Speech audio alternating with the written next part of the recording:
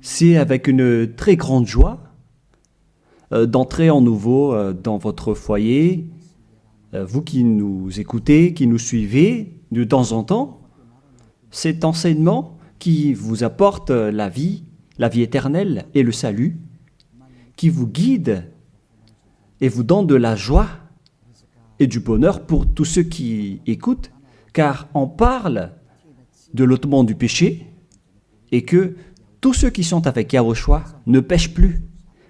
C'est le bonheur exceptionnel et c'est la grande paix pour vous d'être à ses côtés. C'est pourquoi on va vous partager cette bonté et aujourd'hui on va parler du sujet de Noël qui est dangereux pour vous. Alors réfléchissez, pour vous qui célébrez cela et qui pensent à le faire également, sachez que c'est un pire danger qui vous attend avec cela. Ça va vous faire jeter en enfer si vous continuez encore à le faire. Nous sommes donc arrivés au moment pour avancer à l'enseignement et avec la parole. Tout de suite, nous allons entrer dans le vif de l'enseignement. Concernant Noël, est-ce que l'événement de Noël respecte la loi de Dieu? Est-ce que c'est autorisé de le célébrer ou non? La réponse est directe. À la fois, ce schéma ne suit pas du tout la loi, c'est-à-dire la loi du Dieu d'Abraham, à travers son fils qu'il a envoyé également. C'est-à-dire que vous êtes des transgresseurs de la loi. Comme les diables et les satans, vous êtes dans les mêmes classes. Et après, vous irez en enfer, car les transgresseurs de loi sont des pécheurs, et les pécheurs n'iront jamais au ciel des cieux. Aujourd'hui, donc, nous allons voir toutes ces paroles. Premièrement, c'est interdit par la Sainte Écriture, selon 2 Corinthiens chapitre 5. Et vous pouvez lire directement si vous avez la Sainte Écriture avec vous. Et moi aussi, je vais lire de mon côté parce que nous avons la même Bible.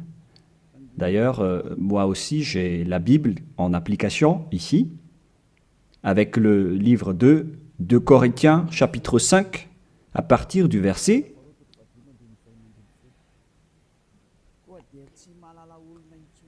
au verset 16.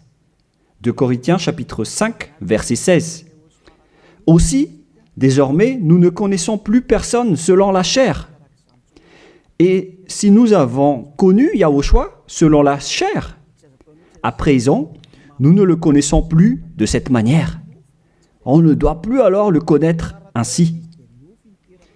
C'est interdit de le connaître selon sa chair. Je parle bien de sa chair, car lorsqu'il est né, il est né en tant que chair. Un enfant est né pour nous. Vous connaissez bien ce schéma. On parle d'un enfant et non pas d'un esprit. On n'a pas dit que c'est un esprit qui est né pour nous.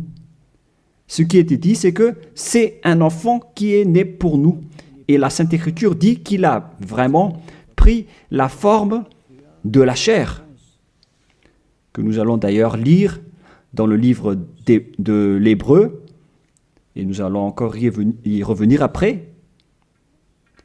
Mais nous allons lire d'abord Hébreu 2, 11.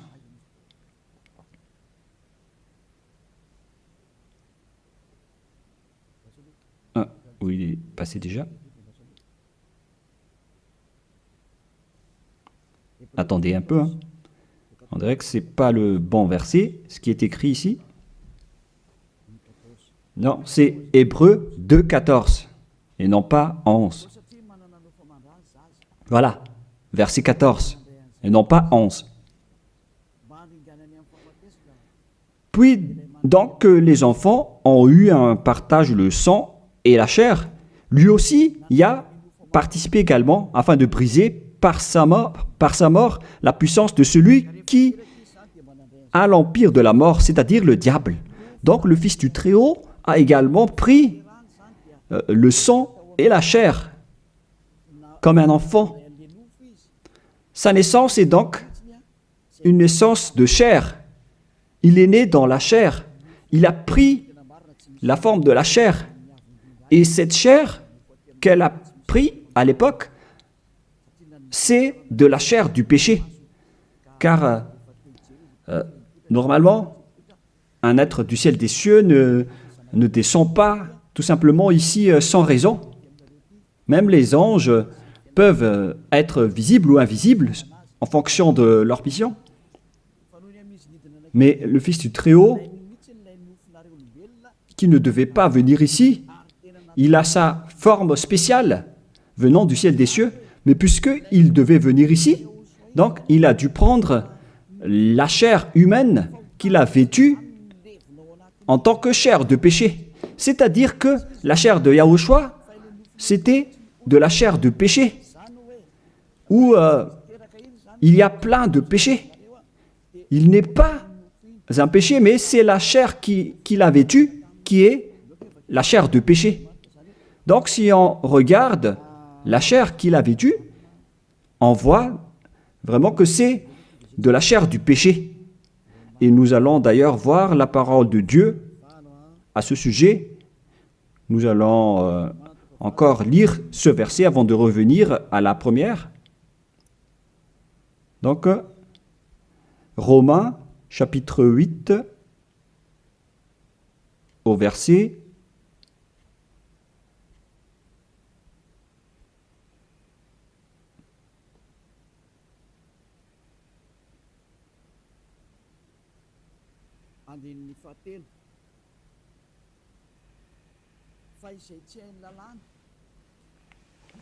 3. Car ce qui était impossible à la loi, parce qu'elle était sans force à cause de la chair, Dieu l'a fait en envoyant pour le péché son propre Fils, dans une chair semblable à celle du péché. Et il a condamné le péché dans la chair. Ici donc, nous voyons bien que Yahushua, le Fils du Très-Haut, sa chair était une chair de péché. Et lors de sa naissance, si vous allez le célébrer, si vous allez célébrer son anniversaire, vous allez célébrer le péché et vous allez glorifier le péché, car il s'agit d'une chair de péché qu'il n'accepte pas du tout. Donc, c'est pourquoi c'est interdit de célébrer Noël, car c'est une célébration de sa chair, qui est une chair de péché, qui est vraiment interdit. Et maintenant, nous allons revenir avec le livre du 2 Corinthiens, chapitre 5, verset 16. Voilà.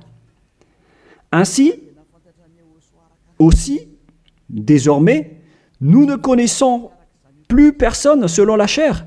Et si nous avons connu Yahushua selon la chair, à présent, nous ne le connaissons plus de cette manière. C'est devenu interdit de le connaître ainsi. C'est-à-dire que Noël est supprimé. Si vous le célébrez encore, c'est-à-dire que vous êtes avec le diable. Alors, ne contestez plus. Si c'est une loi, alors c'est une loi. Mais vous avez été trempé par ce Jésus. Et après vous avoir trempé, il cherche le moyen pour manipuler vos esprits. Alors qu'on voit clairement que vous faites n'importe quoi. Vous provoquez la guerre au Dieu d'Abraham. Le Dieu d'Abraham dit que c'est interdit de le faire. Mais lui, il insiste pour le célébrer. Et vous voyez que c'est un envoyé du diable qui vous trompe. Et vous n'êtes pas encore conscient de cela. Quand je dis cela, certains sont en colère. Ces personnes qui vous font célébrer Noël vous jettent en enfer. Ils ne sont pas comme des hommes qui sont fermes, qui ont la fermeté comme moi. Moi, je suis ferme devant la vérité, par exemple. Et moi, j'ai dit, contrez cette vérité si vous osez, mais personne n'a osé le faire. Ils aiment juste critiquer, mais ils sont dans le tort complètement. Et le salut vient des Juifs Donc si c'est un Dieu juif, alors il doit porter un nom juif. Et Yahushua a vraiment un nom juif selon Jean 82 qui dit que le salut vient des juifs. Nous allons lire ce passage entre parenthèses avec Jean 4, verset 22. Vous adorez ce que vous ne connaissez pas? Nous adorons ce que nous connaissons, car le salut vient des Juifs. Donc, ce Sauveur est juif. Et en tant que juif, on doit lui donner un nom juif. Et nous voyons ceci dans le livre des apôtres, car il a prononcé son nom, un nom hébreu, en discutant avec l'apôtre Paul. Mais après, les gens ont changé son nom en nom grec avec Jésus, que nous allons voir après que c'est un nom grec. Donc, tout d'abord, Acte chapitre 26, versets 14 et 15. Nous tombâmes tous par terre, et j'entendis une voix qui me disait, en langue hébreu ou hébraïque, on parle ici de langue hébreu. Saul, Saul, pourquoi me persécutes-tu? Il discutait donc en hébreu. Il te serait dur de regimber contre l'aiguillon. Qui êtes-vous, Seigneur? M'écriai-je. Et le Seigneur dit, je suis Yahushua que tu persécutes. Ici donc, la discussion entre le Fils de Dieu et l'apôtre Paul se faisait en langue hébreu. Et donc, lorsqu'ils vont prononcer le nom, est-ce qu'il est possible qu'ils vont prononcer le nom en malgache? Je vous pose la question. Parce que Jésus ou Jesus, c'est une langue française ou malgache. Parce que le nom d'origine devait être le nom hébreu, comme les anges ont annoncé à Maria. C'est un nom hébreu. Et en tant que nom hébreu, on ne doit pas changer ce nom. Nous allons d'abord parler de ça en petite parenthèse, en vous disant que vous avez déjà été frappé depuis le nom. Vous avez eu des faux noms. Et au final, vous célébrez aussi Noël, alors que c'est vraiment tabou, c'est vraiment interdit. C'est inacceptable devant le Père Yahva. La preuve, lorsque vous célébrez Noël, les bars sont pleins. Vous dites que vous célébrez votre Dieu et vous êtes dans les bars, vous buvez dans les bars et vous faites des balles de jeûne. On voit que vous n'êtes pas du tout avec le Dieu d'Abraham, vous êtes avec un autre faux Dieu. Vous êtes qui départ le diable et vous n'êtes pas du tout conscient. Encore. Vous provoquez la colère du Dieu d'Abraham et vous ne vous cassez pas la tête. Vous continuez dans le mauvais sens. On continue la parole. Tout d'abord, le nom de ce Fils du Très-Haut est un nom juif. Il vient des Juifs. Lorsqu'il a discuté avec Paul, ils ont discuté en langue hébreu. Donc, c'est clair que c'était un nom hébreu qu'ils ont prononcé et non pas un nom français, anglais ou autre nom. Deuxièmement. Et troisièmement, on ne doit pas changer ce nom selon Actes des Apôtres 4.12. Il ne faut pas changer ce nom. Et vous étiez déjà frappés depuis cette époque. Mais ceux qui font la grosse tête et qui ne se soucient pas, alors tant pis pour eux. Acte 4.12. Et le salut n'est en aucun autre, car il n'y a pas sous le ciel un autre nom qui est donné aux hommes par lequel nous devions être sauvés. C'est à travers ce nom, donc, ce seul nom, qu'on obtient le salut. Et alors que, selon la Sainte Écriture, il n'y a pas d'autre nom, le nom doit être unique alors. Et ça doit être un nom hébreu qui ôte les péchés des gens. Et vous voyez déjà que tous ceux qui sont avec Élia sont ôtés de leurs péchés. C'est clair alors que ce nom, c'est Yahushua. Et il a dit qu'il ne faut plus le connaître selon la chair. Alors qu'au contraire, vous le connaissez selon la chair. Vous transgressez la loi selon, vous pensez selon juste vos réflexions. Alors que c'est vraiment dangereux pour vous, les gens. Est-ce qu'on va suivre vos habitudes, les humains, ou est-ce qu'on va suivre l'habitude du Dieu d'Abraham? La question se pose pour vous. La réponse, vous avez fait ce que vous aimez, et lui aussi, donc, il va aimer vous jeter en enfer. Alors, vous pouvez continuer à faire ce que vous voulez, mais après votre mort, vous irez en enfer. Et les prêtres et les pasteurs ne pourront pas vous sauver. Eux aussi, ils vont être jetés en enfer, tout comme vous, avec le même résultat. Mais pourquoi vous n'écoutez pas cette vérité? Ou bien vous aimez juste critiquer ou contrer? Réfléchissez tous. Vous n'êtes que des humains mortels, alors ne soyez pas fiers de vous. Ne dites pas que vous êtes puissant. En un clin d'œil, vous pouvez redevenir poussière. Et vous allez être jugé par le propriétaire de cette parole, qui est le Dieu d'Abraham. Et c'est ce Noël lui-même qui va vous condamner. Nous allons lire maintenant que ce Jésus, c'est un nom grec. Nous allons lire directement sur Wikipédia. Vous pouvez afficher directement. Nous voyons donc ici que Jésus, en grec, Jésus, voilà. Et ce terme Jésus vient donc d'un terme grec venant du terme Jésus. Et je vais vous enseigner l'origine du terme Jésus, parce qu'il y en a qui traduisent bêtement en disant que c'est Yahushua, Yeshua, qui ne sont que tous des faux noms. Mais selon le nom hébreu, son nom c'est Yahushua. Et vous ne devez jamais, en aucun cas, le changer en Jésus. On ne doit pas exploiter un nom propre comme cela pour dire qu'on va le changer comme ceci, comme cela. C'est le diable qui fait cela. On ne change pas un nom propre. Et je vais entrer en détail sur ce sujet, sur l'origine du nom Jésus, car ici on dit que c'est un nom grec. Où est donc l'origine de ce terme Jésus? Nous allons donc expliquer à travers cet enseignement. Vous pouvez afficher directement. Donc, le nom du Dieu grec, c'est Zeus.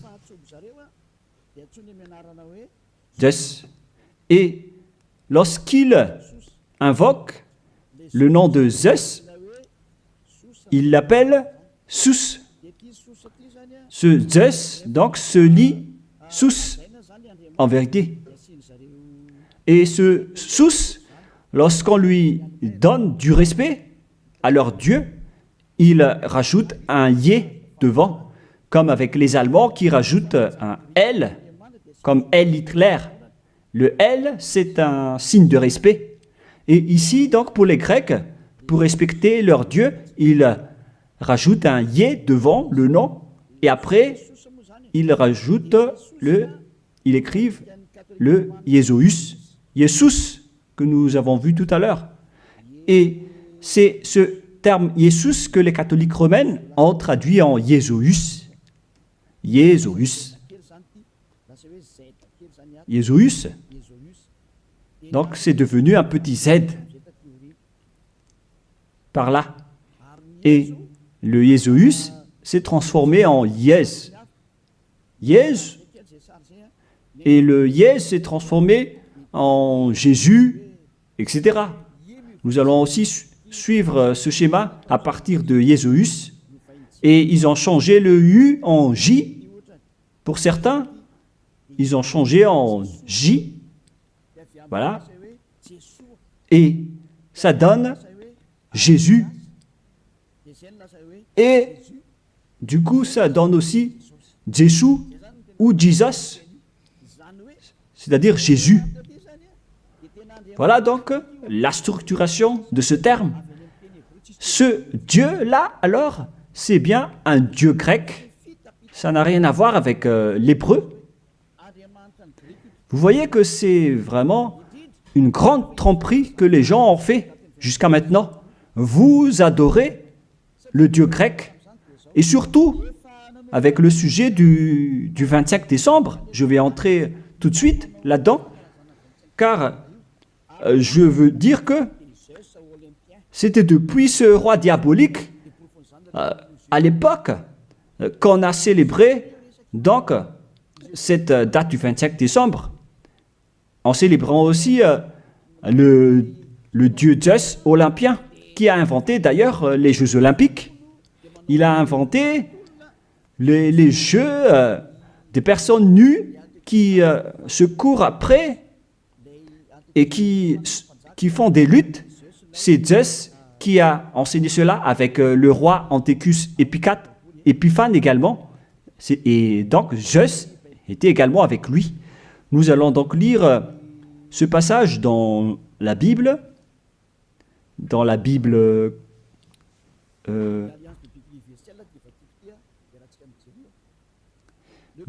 l'Alliance biblique universelle que je vais lire. Le 15e jour du mois de Casleu, l'an 145, le roi fit construire l'abomination de la désolation sur l'autel. Il construit aussi des autels dans la ville de Juda.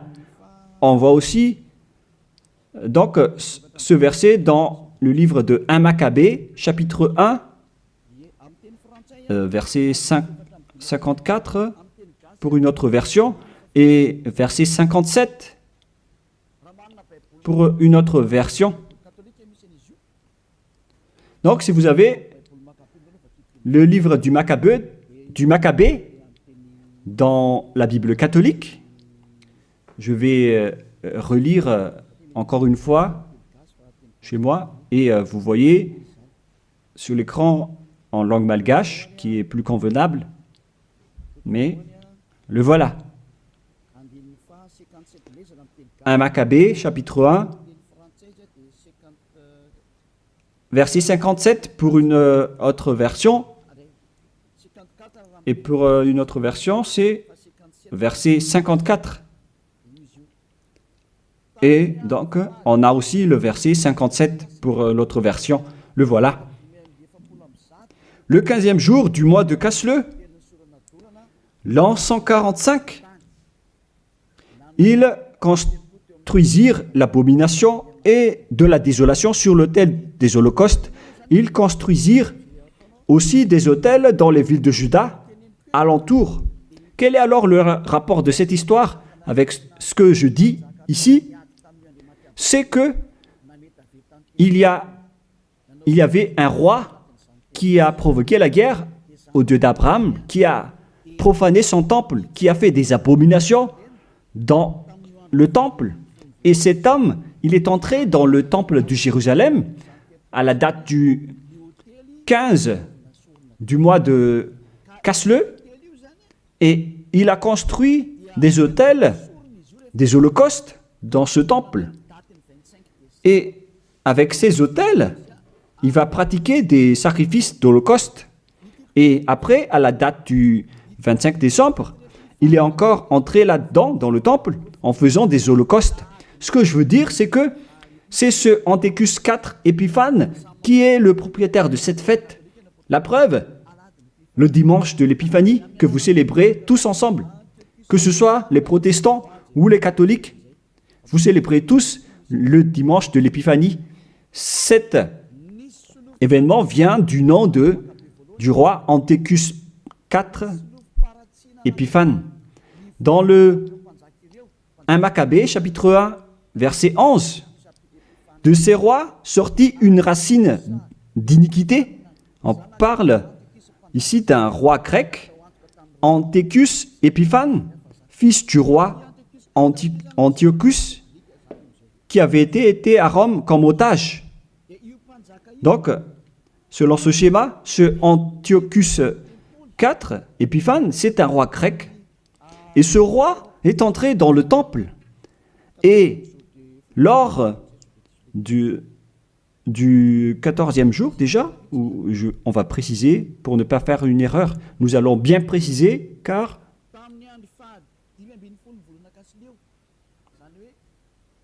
le 15e jour du mois de Casleu, c'est-à-dire au 15e jour du mois de Casleu, l'an 145, ils construisirent l'abomination de la désolation sur l'autel des holocaustes.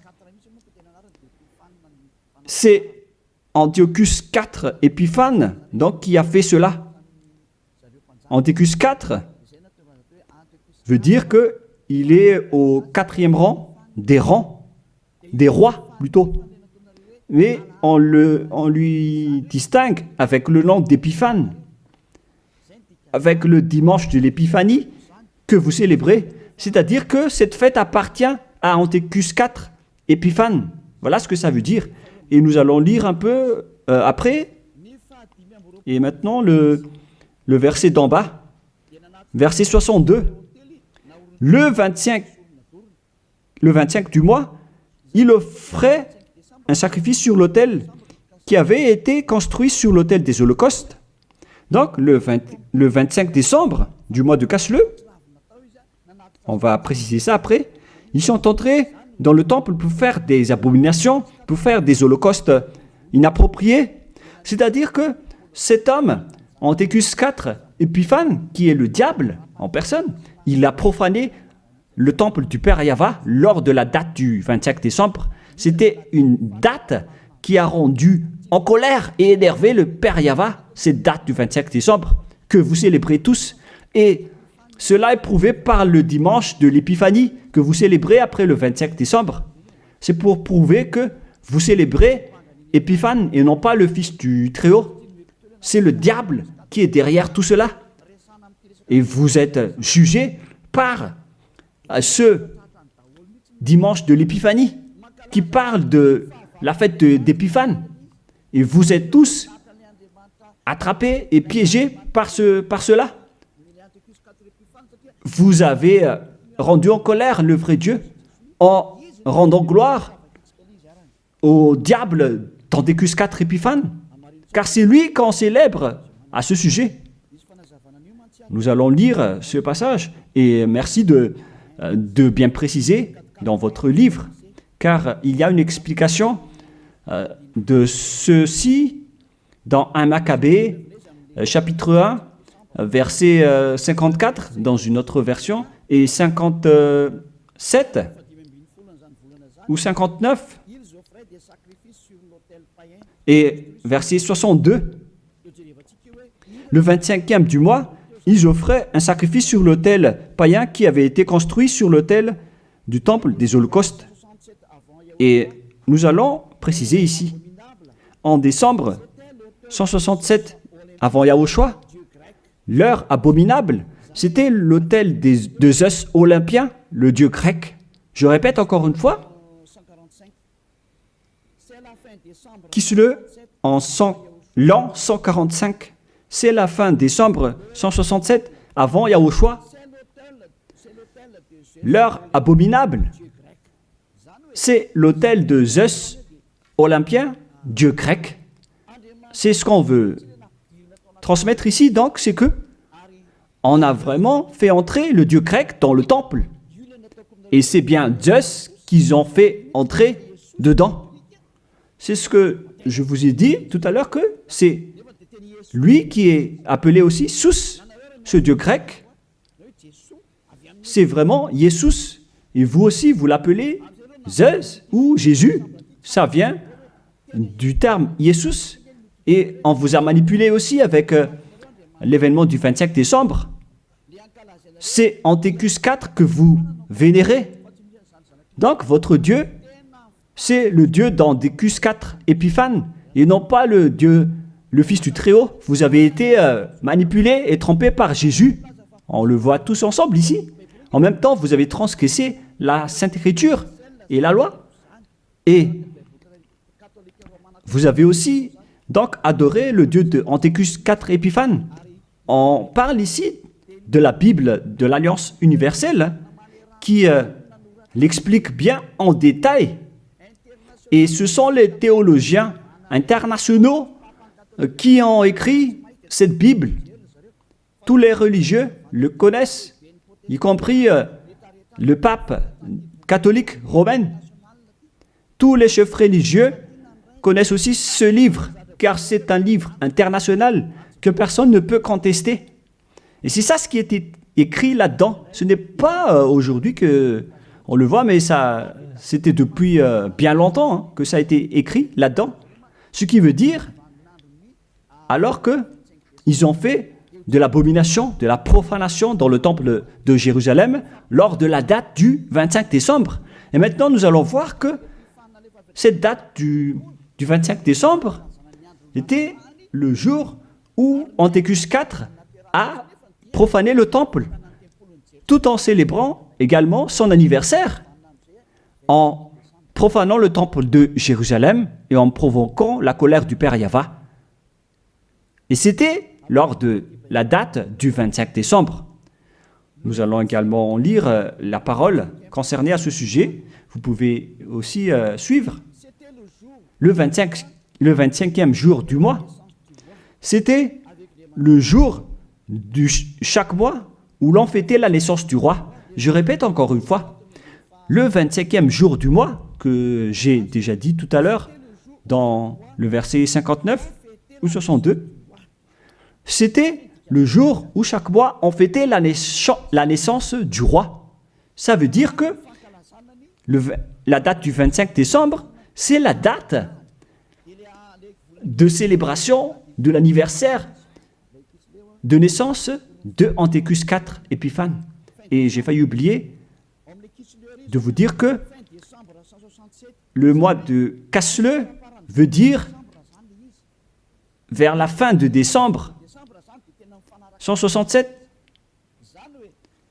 Le mois de Casleu et le mois de décembre sont donc vraiment similaires. Et donc, ils sont entrés le 15 décembre dans le temple. Et le centre de la fête, c'était le 25 décembre, l'anniversaire de Antiochus IV Épiphane. Et ce qui a rendu vraiment gravement en colère le Père Yahva, c'est suite à l'entrée du dieu grec Zeus dans le temple également, lors de cette date, ils ont apporté des holocaustes pour Zeus à la date du 25 décembre dans le temple du Père Yahva. Ils ont osé faire entrer des holocaustes abominables pour Zeus dans le temple du Père Yahva lors de la date du 25 décembre. Et cette date, c'était la date de la célébration de l'anniversaire de ce roi, et non pas celui du fils du Très-Haut. Vous avez tous été trempés. C'était l'anniversaire de naissance de Antiochus IV Épiphane.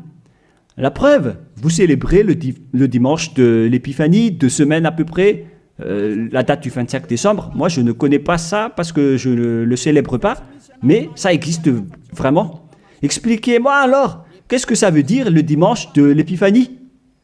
Parce qu'il n'y a qu'un seul nom dans la Sainte Écriture, et c'est le nom de Antiochus IV Épiphane.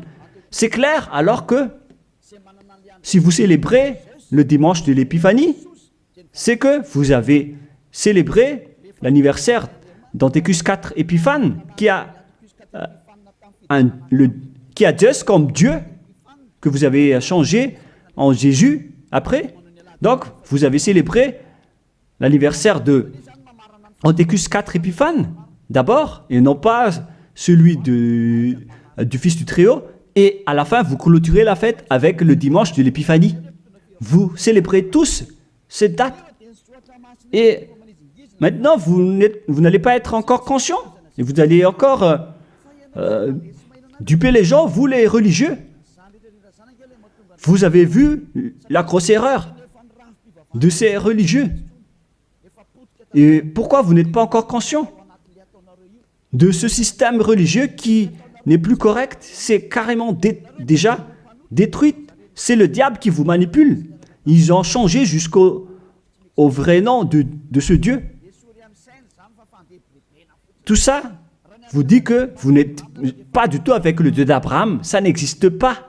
Enlevez ça de votre tête. Si vous étiez déjà avec le Dieu d'Abraham, vous auriez déjà dû être ôté de vos péchés, comme ceux qui sont avec Élia. Mais c'est pourquoi les gens détestent Élia, car Élia attire les gens pour être ôtés de leurs péchés. Et les autres sont en colère, car leur liberté sont empêchées. Et c'est pourquoi ils disent de ne pas toucher à leur religion. Mais de quelle religion vous parlez? Qu'est-ce que vous devez suivre? Celui qui ôte les péchés ou celui qui n'ôte pas les péchés? Faites votre choix, mais la Sainte Écriture dit que il faut croire à celui qui ôte les péchés, c'est-à-dire Yahushua. On parle de celui qui ôte les péchés.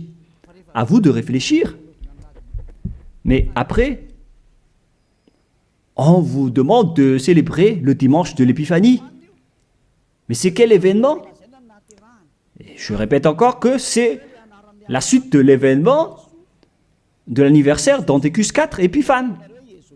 Car lors de cette date, vous avez aussi glorifié le dieu grec Zeus, Jesus, après, ou Jesus, selon les Anglais, Jésus pour les Français. Vous avez donc tous célébré le dieu grec en célébrant aussi l'anniversaire de Antiochus IV Épiphane et non pas celui de Yahushua. Le Fils du Très-Haut n'avait pas cette date de naissance. C'est pourquoi ce Jésus est vraiment un grand imposteur. C'est vraiment une grande tromperie qu'il a fait. Et vous n'allez pas encore être conscient que ce Jesus ou Jésus ne vous ôte pas les péchés. Et sachez que les pécheurs n'iront jamais au ciel des cieux. Car si c'était possible, alors le diable aussi aurait eu l'occasion et l'opportunité d'aller au ciel des cieux. Alors que les diables sont les chefs des pécheurs. Et ils n'iront jamais là-bas. Alors soyez conscients. Vous avez été trempés. Le Dieu que vous adorez, c'est le Dieu d'Antiochus IV Épiphane. Le Dieu Zeus. Et en l'an 2000, je ne me souviens pas précisément, la flamme olympique est arrivée à Madagascar. Cette flamme a d'ailleurs déjà fait le tour du monde et vous avez fait une grande culte religieuse sur le terrain de Mamasne à l'époque pour glorifier et honorer cette flamme, alors que c'est la flamme de Zeus qu'on a pris en Grèce. Vous ne pouvez pas nier cette parole, ça a existé, hein. C'est la réalité. Vous avez pris cette flamme en Grèce sur le mont Olympe qui a le feu qui ne s'éteint pas jusqu'à aujourd'hui. Il parle de la présence de Zeus. On a pris cette flamme là-bas et on l'a amenée à Madagascar. Et toutes les églises, les protestants, les catholiques, ainsi que les petites églises, se sont réunis pour faire une culte de prière ensemble à ce moment-là. Mais moi, j'ai dit que vous faites n'importe quoi. C'est une erreur que vous faites. Et tout le monde a reculé après. Et ils ne l'ont plus osé le faire. Peut-être qu'ils l'ont refait, mais ils l'ont fait discrètement. Parce qu'ils connaissent déjà que l'ambassadeur de Yahushua va encore se lever pour blâmer et pour critiquer. Mais cela prouve que cette flamme vient du mont Olympe, le montagne de feu. Et ils ont pris donc cette flamme là-bas, car Antiochus IV Épiphane, il a créé les Jeux Olympiques avec les jeux de lutte, avec des personnes nues. C'est Antiochus IV Épiphane qui les a créés et qui les a enseignés. Il est le leader de ce genre de jeu. C'est pourquoi la majorité des sports se pratiquent nus, car c'est lui qui a inventé cela. C'est pourquoi on parle de Jeux olympiques. Ça vient du mont Olympe en Grèce, et c'est Zeus qui est dedans, que les Grecs ont appelé Jésus, Jésus pour les catholiques, et Jésus, au final, celui que vous adorez. Donc, vous adorez Zeus. C'est Zeus qui est votre chef. Et après, je ne me souviens plus si c'était en 2004 ou 2006, vous avez emmené la flamme olympique ici. Vous avez fait une grande fête au terrain de Mamas, qui a créé une grosse embouteillage comme pas possible. Ici à Tananarive, ça a vraiment été trop. C'était une grande folie. Ça prouve donc que votre Dieu, c'est Zeus. Car s'il n'était pas votre Dieu, alors vous n'aurez pas dû faire de la prière ensemble avec cette flamme olympique. Alors, c'était la preuve que vous priez le Dieu Zeus, qu'on appelle également Sus ou Jésus, et au final, Jésus ou Jesus. Qu'est-ce que vous allez encore dire face à cela? Alors, osez dire que on n'a pas fait une culte, on n'a jamais fait de culte à Mamas, en disant que j'invente tout ça. Bah, là, c'est trop de mensonges si vous osez encore dire cela. Parce que là, on parle vraiment de la flamme olympique qui vient du mont Olympe en Grèce. Et ensuite, le Dieu qui est propriétaire de cette flamme, il s'appelle Zeus, que vous appelez aussi Jesus ou Jésus, avec les autres appellations que j'ai déjà expliquées. Et l'homme qui l'a vénéré, c'est Antiochus IV Épiphane. Ils sont dans le même camp. Alors que vous, les religieux et vos fidèles, vous avez prié ensemble avec cette flamme olympique. C'est-à-dire que vous avez le Dieu, vous avez comme Dieu le Dieu grec jusqu'à la fin. Alors, restez toujours là-dedans et vous allez voir. Vous célébrez déjà l'anniversaire de Antiochus IV Épiphane, et non pas la naissance du Fils de Dieu. Et la dernière preuve, c'est le dimanche de l'Épiphanie. Qu'en est-il du dimanche de l'Épiphanie que vous célébrez? Le dimanche de l'Épiphanie, c'est la clôture de la fête. Ça a commencé le 15 décembre. Le centre de la fête, c'est le 25 décembre. L'anniversaire d'Antiochus IV Épiphane, et il clôturait la fête avec le dimanche de l'Épiphanie. Lorsque un roi fait la fête, ça dure en moyenne 1 mois, ou un peu plus, ou un peu moins, mais ça peut être plus. Donc, ils ont commencé le 15 décembre, le centre de la fête se déroulait le 25 décembre, et après ils ont terminé avec le dimanche de l'Épiphanie. C'était donc vraiment l'événement de la fête de Antiochus IV Épiphane. Est-ce que vous allez encore contester cela? Soyez conscients que ce Jésus n'est pas un vrai Dieu. Il vous rend pécheur. Il vous tend toujours une piège, des pièges. Vous entrez encore dans des pièges. Surtout avec ceux qui suivent les pays qui adorent ce Jésus. Ils les frappent vraiment, ils les punissent. Ils les punissent vraiment comme ce qui se passe ici à Madagascar, avec les faux chrétiens. C'est vraiment incorrect ce que vous faites, et vous êtes tous en train d'être jetés en enfer par ce Jésus. Si vous n'êtes pas encore conscient, tant pis pour vous, mais si vous voulez être sauvé, rapprochez-vous de Élia. Si vous voulez être libéré, alors suivez Élia. Suivez-moi et vous allez être libre. Et vous irez au ciel des cieux. L'objectif, c'est de ne plus jamais pécher.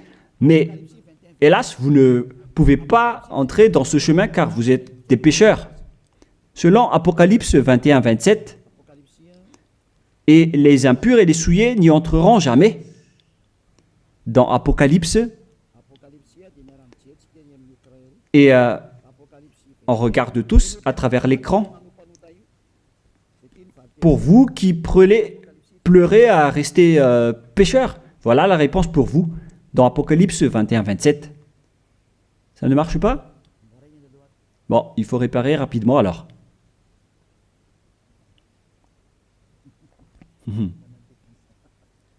On a vu la main du technicien, c'est pas grave parce qu'il travaille. Apocalypse 21-27. Et il n'y entrera rien de souillé. Voilà ce qui est dit dans votre Bible. Donc, les pécheurs n'iront jamais au ciel des cieux. Vous vous trompez d'adresse.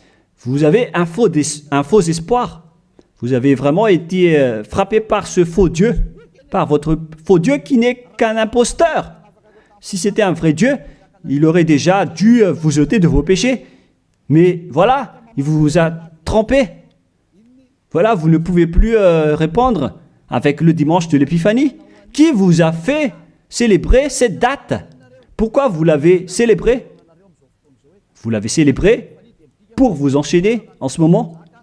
Car là, le dimanche de l'Épiphanie clôture la fête du roi.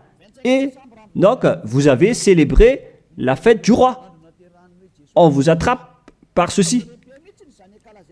Vous dites que le 25 décembre, c'est la date de naissance de Jésus, alors que vous adorez Zeus, le dieu grec, le dieu d'Anthécus 4 Épiphanes, et en même temps, vous célébrez l'anniversaire d'Anthécus 4 Épiphanes, tout en adorant le dieu Zeus olympien.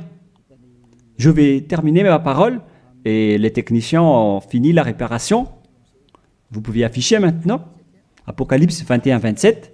Et il n'y entrera rien de souillé, aucun artisan d'abomination et de mensonge, mais ceux-là seulement qui sont inscrits dans le livre de la vie de l'agneau, c'est-à-dire les personnes qui ne sont pas des menteurs, des personnes parfaites qui ne font plus aucun mal, qui ne pêchent point. Ce sont eux qui iront au ciel des cieux. Mais vous, qui êtes abominables, qui ne se soucient pas de cette parole, vous pouvez continuer ce que vous faites, mais ne soyez pas morts. Si vous avez la grosse tête, ne soyez pas morts. Mais ce qui est ridicule, c'est que lorsque vous êtes malade, vous êtes obligé de chercher un médecin. Mais où est passée votre puissance ou votre force? Si vous cherchez un médecin lorsque vous êtes malade, c'est-à-dire que vous êtes faible. Alors ne faites plus ça. Pourquoi chercher encore à mettre des obstacles à ce royaume de Yahushua qui vous prêche la liberté et l'affranchissement? Mais vous êtes inconscient de provoquer la guerre au Créateur. Si vous êtes conscient, alors rapprochez-vous et inscrivez-vous dans le baptême qui aura lieu le 8 mars prochain pour le dernier baptême, et ça va être terminé après. Vous pouvez encore faire des baptêmes avec les religieux qui sont pécheurs, mais lorsque les pécheurs baptisent d'autres pécheurs, le résultat c'est encore un pire pécheur. Un pire pécheur. Alors, soyez conscients. Nous allons donc lire pour terminer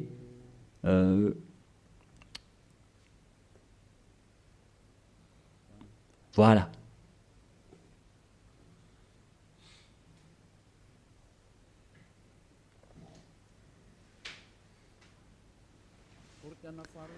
De Corinthiens,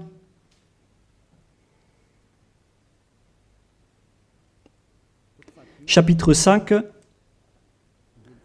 verset 16. Vous pouvez afficher directement. Voilà.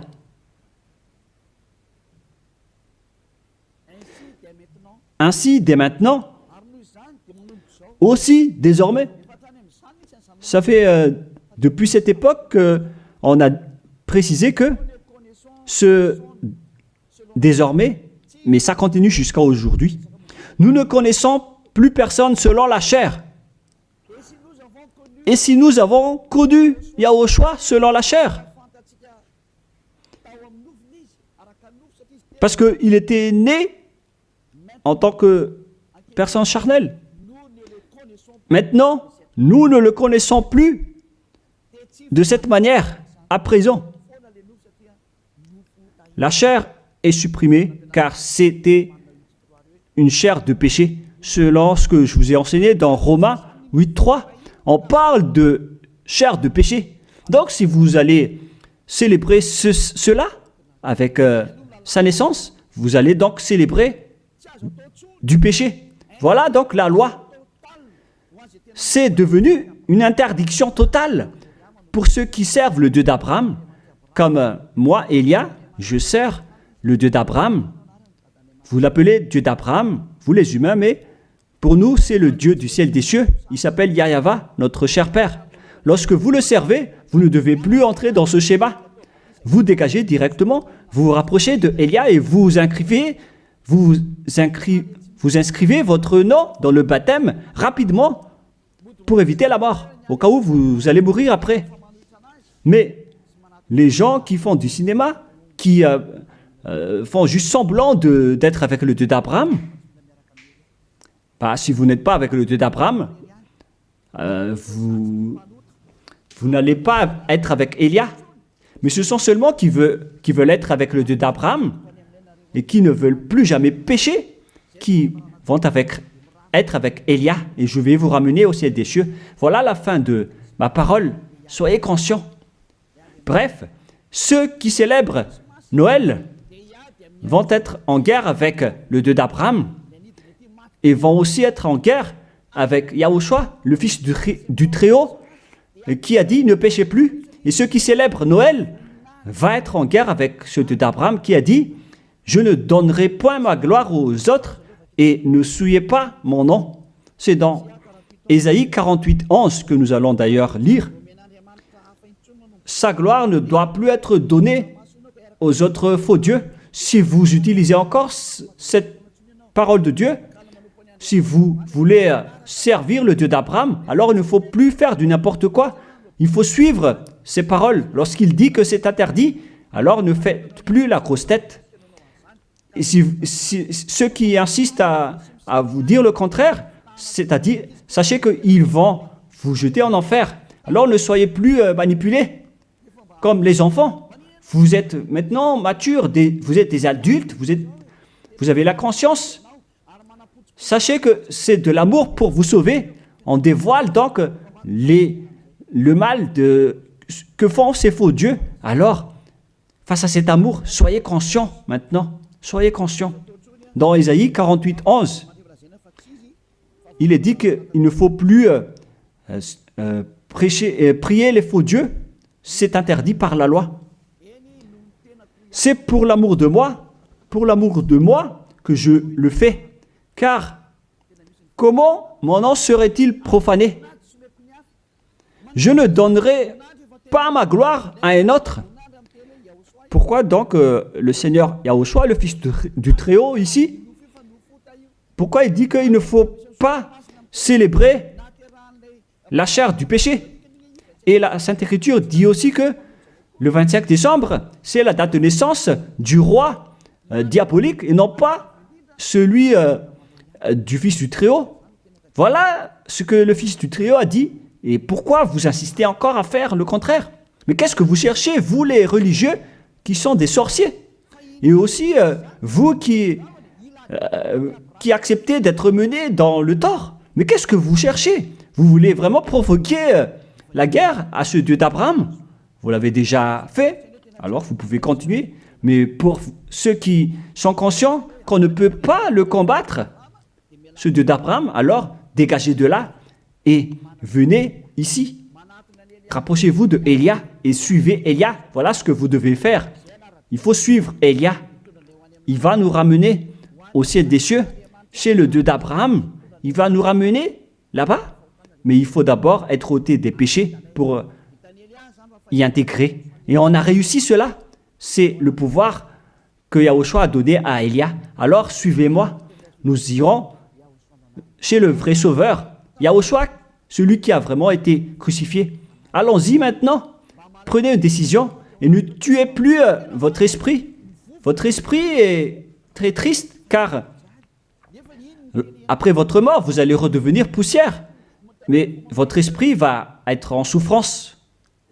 Vous voyez, lorsque vous faites du mal, vous réfléchissez après, vous stressez en appelant Dieu, en disant « Mais qu'est-ce que j'ai fait, mon Dieu ?» Mais puisque vous avez déjà commis le mal, le diable va aussi venir vous blâmer. Et après, vous vous déprimez, vous êtes au bord du suicide et vous faites encore plus de mal. Voilà ce que font ces diables. Ils vous encouragent à faire du mal. N'acceptez plus cela. Retournez-vous vers Yahushua. Ma parole se termine. Rapprochez-vous de Yahushua. N'entrez plus dans ce mauvais sens et dans cette folie. Tant pis pour ceux qui veulent combattre le Dieu d'Abraham. Laissez-les écouter les propos des diables. Mais vous qui êtes conscients que ces faux dieux vous rendent pécheurs, ainsi que les religieux qui vous disent vous pouvez commettre des péchés, il faut juste demander pardon après. Tout ça transgresse toutes les lois du vrai Dieu. Si vous ont déjà tué, alors dégagez de là et suivez Élia. Je peux vous prendre avec la main pleine de joie si vous cherchez vraiment le vrai Dieu, il est vraiment merveilleux. Ma parole se termine, que Yahushua vous bénisse et à la prochaine, prions ensemble. Merci infiniment, Père Yahva. C'est vraiment de l'amour, cette parole venant de toi. Tu fais connaître aux gens la vérité. Tu as dévoilé clairement la grande tromperie pour ce monde, car le monde aussi te provoque énormément. Alors, c'est juste que tu envoies les châtiments. Avance la récolte, Père, et avance ta parole et ton châtiment sur cette terre, car le moment est venu. On a déjà annoncé les avertissements, mais personne ne se soucie. Ta décision est méritée, Père Yahva. Il mérite d'être châtié. Il ne s'agit pas d'une récolte pour le ciel des cieux, mais un châtiment d'après ce qu'ils ont fait. C'est le jour de la vengeance, Père. Mais tous ceux qui veulent fuir ce danger, Père, qu'ils sortent de là et qu'ils se rapprochent de Élia, car je vais les ramener auprès de toi, Père Yahva et Yahushua. Faites en sorte qu'ils me trouvent, même s'ils sont à l'extrémité de la terre. Faites en sorte qu'ils se tournent vers Élia. Je suis déjà là. Tu m'as déjà envoyé pour les envoyer vers toi, pour les regrouper, pour les ramener vers toi. Gloire à toi, Père Yahva. Gloire à toi, Yahushua. Bénis alors cette parole pour qu'elle touche le cœur de chacun, pour qu'il sache que c'est le salut, mais pas un jeu. Merci, Père Yahva. Au nom de toi, Yahushua, je fais toutes ces prières. Alléluia. Amen. Merci à tous d'avoir suivi la parole et l'enseignement. Au revoir. Au revoir tout le monde.